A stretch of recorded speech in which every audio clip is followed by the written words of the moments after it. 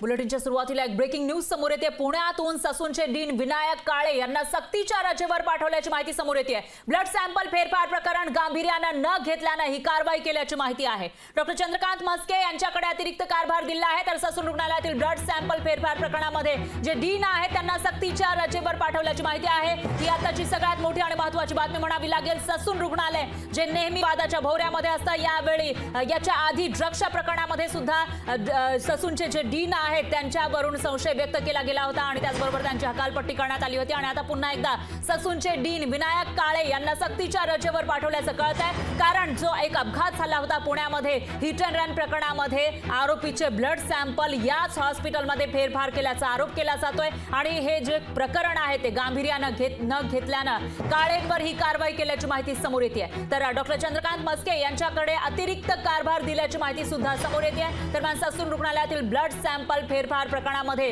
जे डीन आहेत ससूनचे काळे यांच्यावर ही कारवाई करण्यात आली आहे। आताची सगळ्यात मोठी आणि महत्त्वाची बातमी म्हणावी लागेल। पुण्यामध्ये जे हिट अँड रन प्रकरण घडलेलं आहे त्यानंतर आता कारवाईला वेग आल्याचं दिसतंय आणि ससूनचे डीन विनायक काळे यांच्यावर कारवाई करण्यात आली आहे।